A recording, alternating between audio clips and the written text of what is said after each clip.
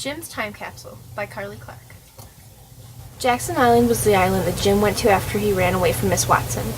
This is significant because this is where he and Huck met. This is also where he started his journey with Huck. On Jackson Island, Huck found out that Jim was wanted for his murder. Both of them figured out that they were wanted. The canoe was the main mode of transportation for Huck and Jim. It was what got them wherever they needed to go, whenever they needed to go. Basically, the canoe is what got both of them to freedom.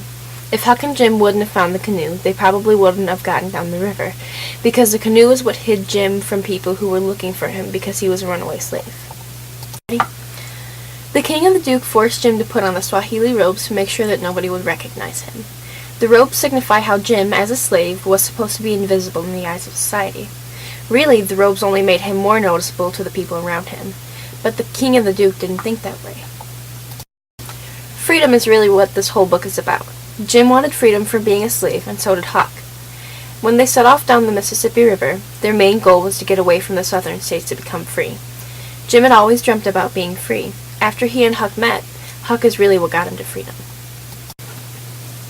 The chains signify how Jim was chained in society. He was a slave and he had no say in his own life. He wasn't allowed to see his family or make decisions for himself. Even though Jim was chained up often, the chains are a metaphor for his place in society's eyes before Huck came along. Huck was what made him free.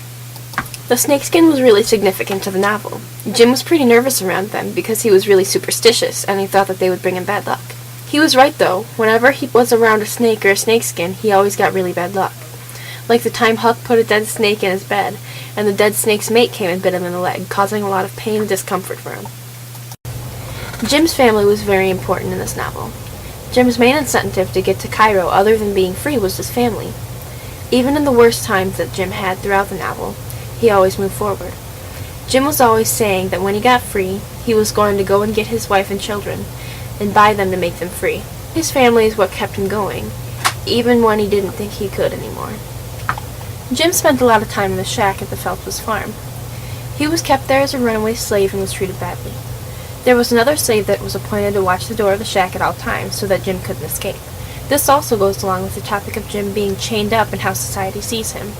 Jim escaped from the shack with the help of Tom and Huck. The Mississippi is the river that got Jim all of the way to freedom. He and Huck went down the river together. As he and Huck got closer to freedom, they grew as friends and became better individuals. By traveling together, they became better people and grew as a whole. The river symbolizes that when people work together to reach a common goal, it pulls them together and improves their character.